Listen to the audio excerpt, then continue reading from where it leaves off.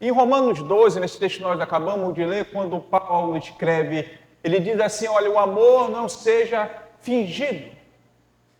E aí nós vemos que nesse pequeno texto, nessas pequenas palavras, Paulo usa as palavras que estão extremamente fortes, que têm o objetivo de destruir a nossa religiosidade superficial, que muitas das vezes tem contaminado a nossa igreja, as nossas igrejas como um todo. São palavras fortes, doloridas, mas que expõem mentiras, mentiras que talvez muito de nós vivemos no nosso dia a dia. Então esse versículo ele não é uma sugestão pastoral de Paulo de maneira gentil, ela é um mandamento que corta como um bisturi, revelando se a nossa fé é real ou se é apenas uma vida teatral, um teatro religioso bem ensaiado. E se nós pararmos para pensarmos naquilo que Paulo fala e nós fizermos uma reflexão, devemos considerar se realmente amamos de verdade. Será que quando nós abraçamos os nossos irmãos no domingo, estamos abraçando a eles e nutrindo a amargura dentro do nosso coração? E se eu disser para você que quando Paulo ele fala dessas coisas, ele sabe que existe essa possibilidade de nós estarmos na igreja e não vivermos o verdadeiro amor. E ele escreve sabendo disso. Paulo viu isso nas igrejas. E Paulo ele não diz, olha, ame mais, como nós costumamos a falar, ou então precisamos amar melhor. Ele é radical, ele vai além, ele diz que o nosso amor precisa ser um amor sem fingimento, um amor verdadeiro, um amor genuíno, um amor sem hipocrisia. E o que significa isso? Que o nosso amor deve ser sem máscara, não fingido, como algumas traduções, sem uma representação teatral de um fingimento, de um sentimento que não existe em nós. A palavra hipocrisia aqui ela é aplicada na época no teatro, aonde o ator representava algo que ele não era.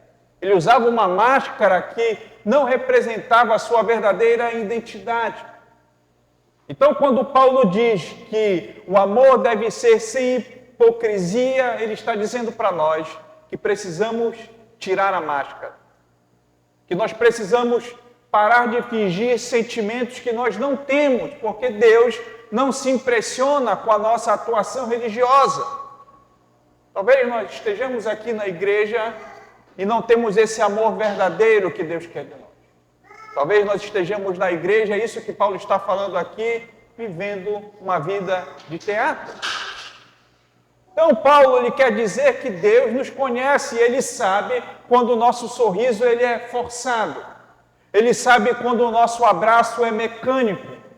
Ele sabe quando nós dizemos assim, olha irmão, estou orando por você, mas na verdade nós dizemos isso da boca para fora. Então eu quero que você nessa noite pergunte a si mesmo, o amor que nós temos, o amor que eu e você temos dentro do nosso coração, ele é real ou ele é um teatro? Ele é real ou ele é um amor fingido? Então, meus irmãos, quando eu digo que eu amo os meus irmãos, será que isso é verdade? Ou será que isso já é uma prática comum dentro da igreja? Será que já não são apenas palavras vazias que nós dizemos como se fosse um ritual sem nós sentirmos nada? Será que quando nós abraçamos alguém num culto, será que há um amor genuíno dentro do nosso coração? Ou nós fazemos isso como uma prática comum que espera-se de todo cristão? Então essas perguntas são perguntas dolorosas, mas elas são necessárias, porque esse amor falso, esse amor fingido, ele não é um amor. Não existe amor na hipocrisia. Então, a primeira coisa que nós vamos falar hoje é o que é que torna um amor fingido? O que é um amor fingido? O que é um amor hipócrita? É quando há uma distância entre aquilo que nós mostramos e aquilo que nós sentimos. Um amor fingido é quando o nosso exterior não corresponde com o nosso interior. Um amor fingido é quando nós sorrimos para alguém na igreja, mas mentalmente nós o criticamos. É quando nós dizemos para aquele irmão, olha irmão, Deus te abençoe, mas secretamente nós desejamos, esse negócio nem para não dar certo, irmão.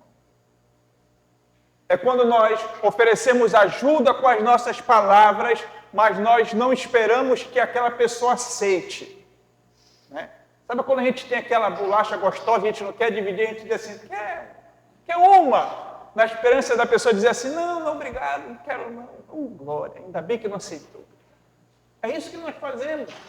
Às vezes nós oferecemos a ajuda, mas no fundo, queremos que aquela pessoa não diga, irmão, que bom que o senhor falou, irmã, que bom que a senhora se ofereceu, eu estava precisando disso. Aí você, meu Deus, e agora?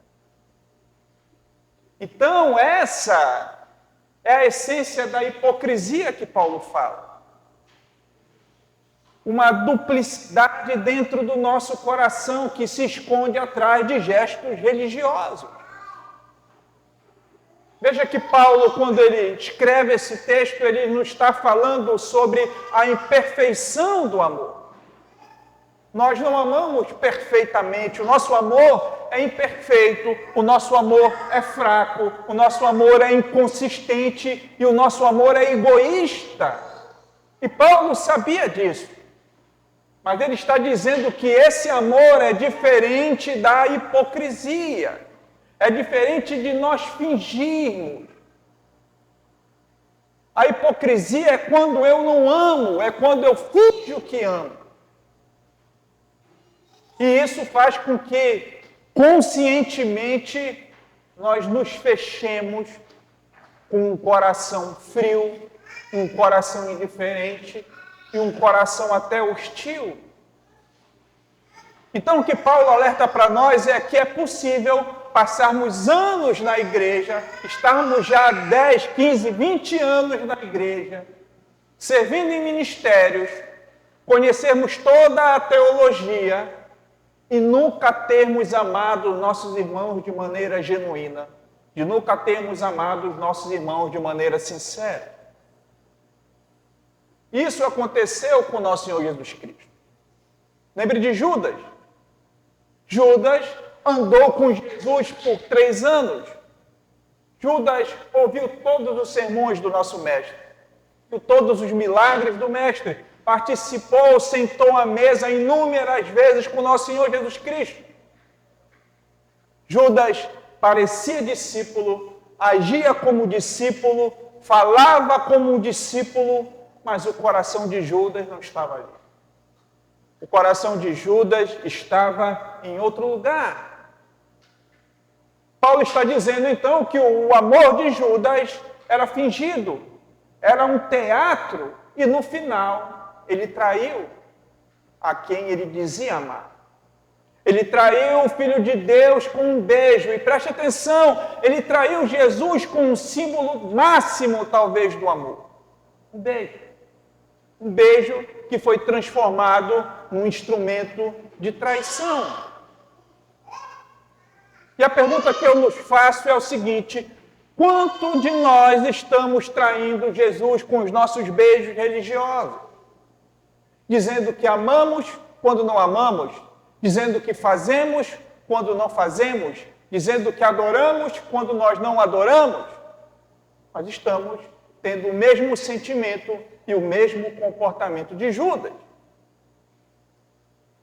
E esse tipo de amor fingido, ele se manifesta das mais variadas formas dentro da igreja. Nós vemos isso no irmão fofoqueiro, que termina sempre a sua fofoca dizendo: olha, irmão, eu falei isso daqui, mas nós precisamos orar pelo fulano. Depois que já debulhou a vida do irmão, já disse e não disse, ele diz, o irmão é assim, aconteceu essas coisas, mas nós precisamos orar por ele.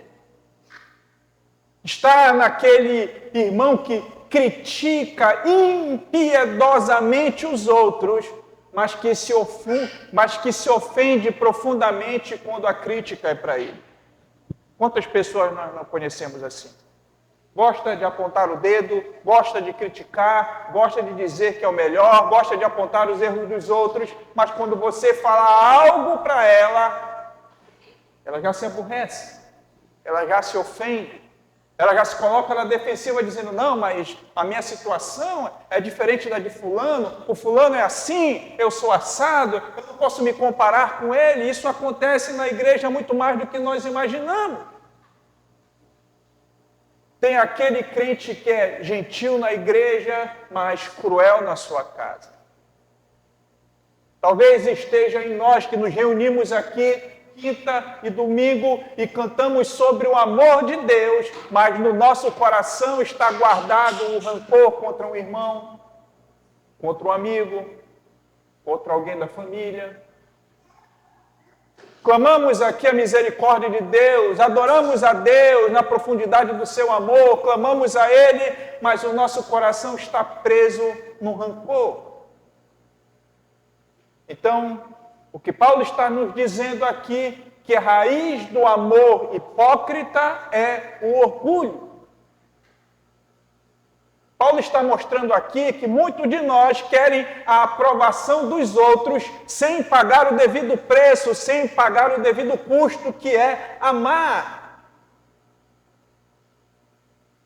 Queremos ser vistos como pessoas que são amorosas, mas não há transformação em nós, não há a verdadeira transformação que o amor de Deus exige.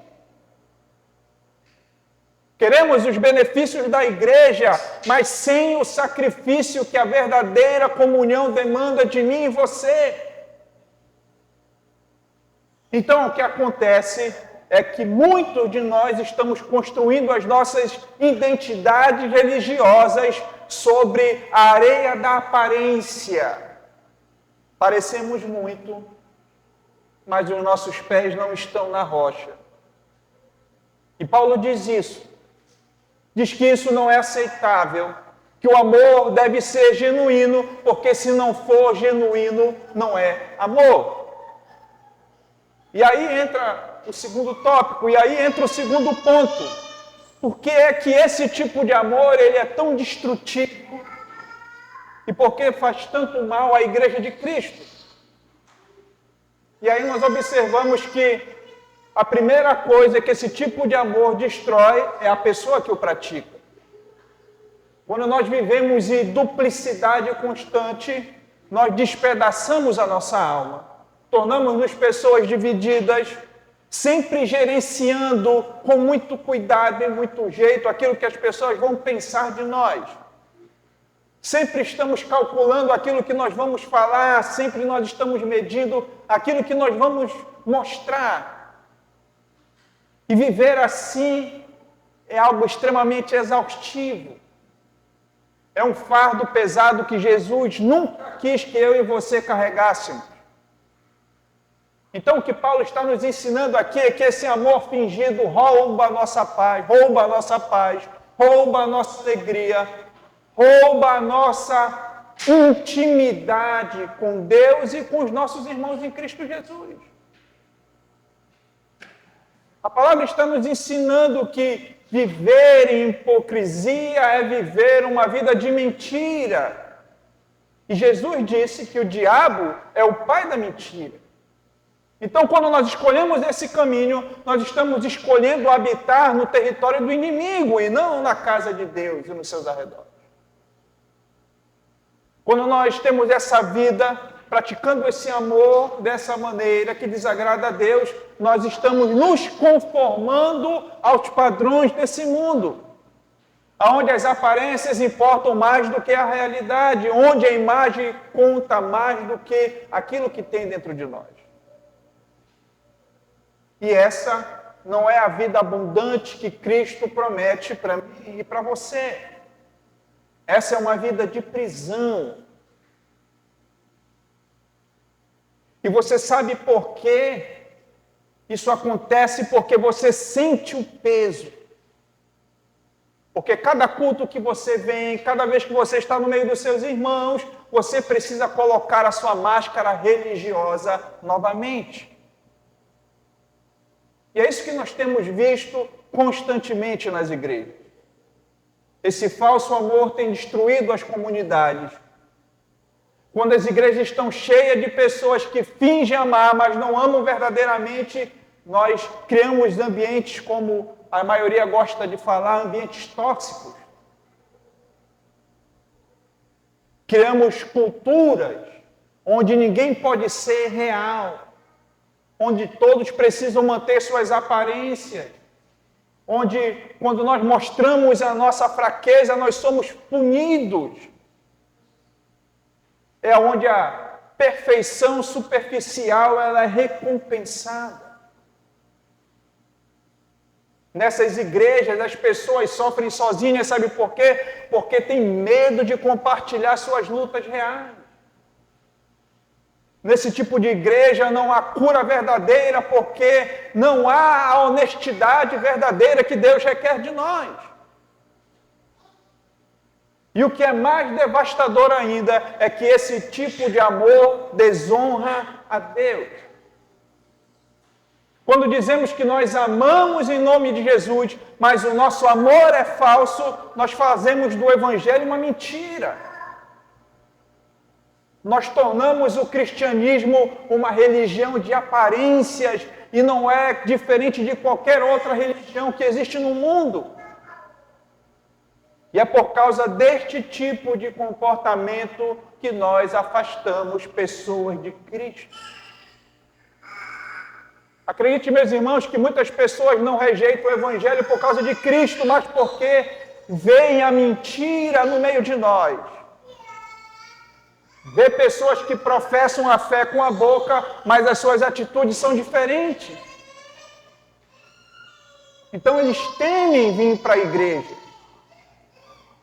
É um falso amor que faz as pessoas tropeçarem, impedirem de elas irem até a fé salvadora.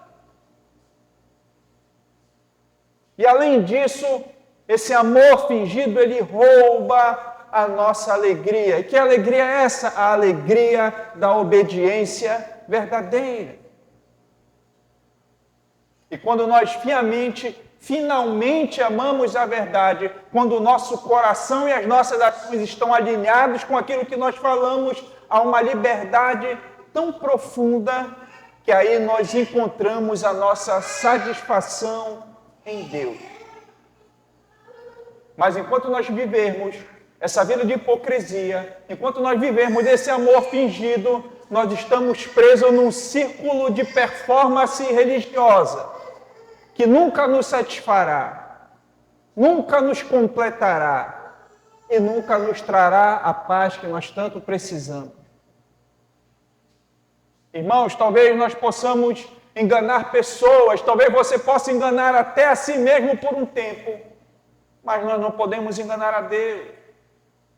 E no final, ficaremos sozinhos e com uma vida cristã vazia.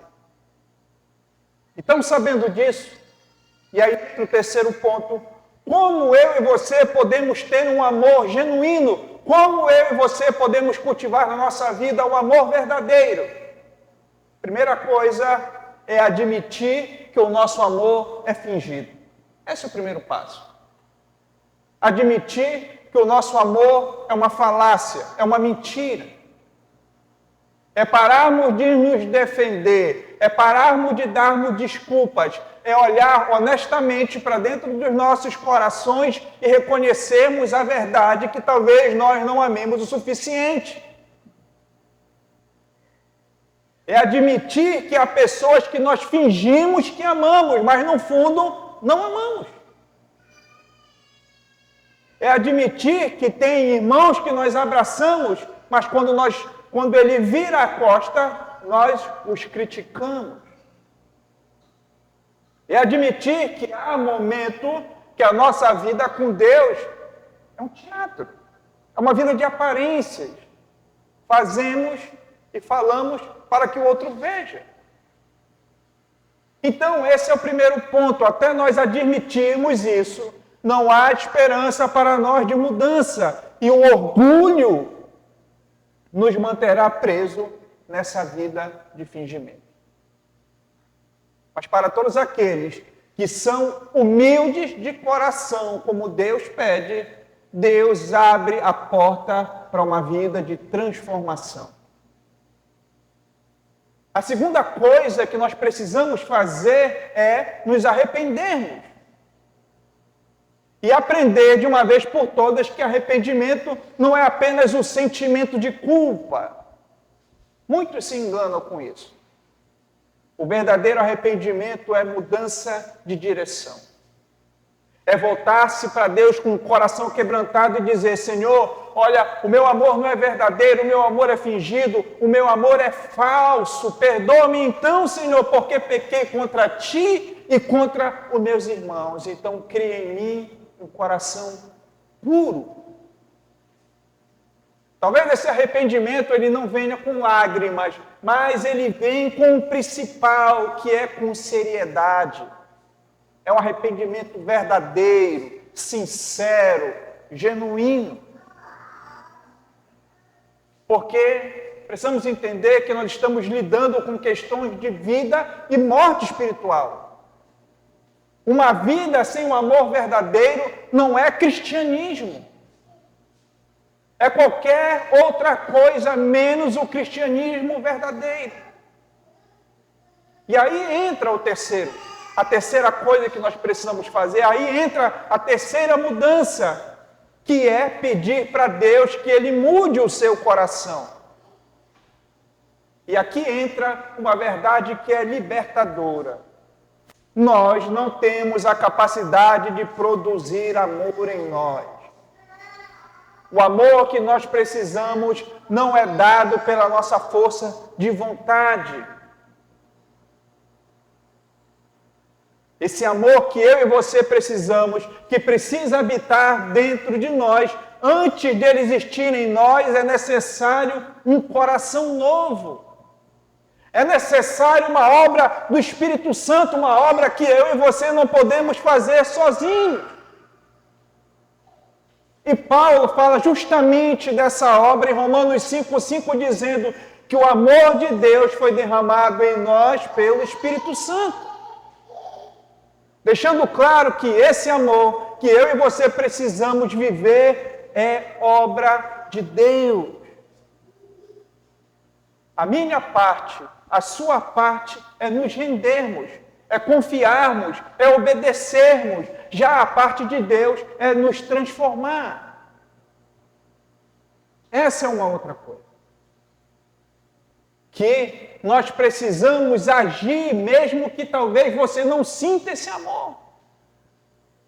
Parece até meio contraditório, depois de tudo que nós falamos aqui, dizendo que, falando das diferenças do amor verdadeiro e do amor fingido, mas não é.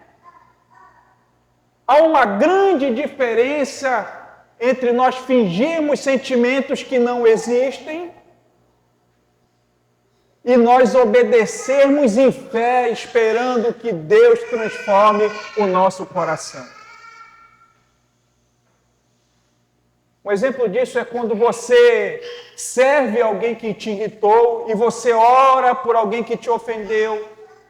Quando você escolhe agir com gentileza e não com vingança. É isso que nós estamos fazendo. Abrindo, criando espaço para que Deus opere em nós.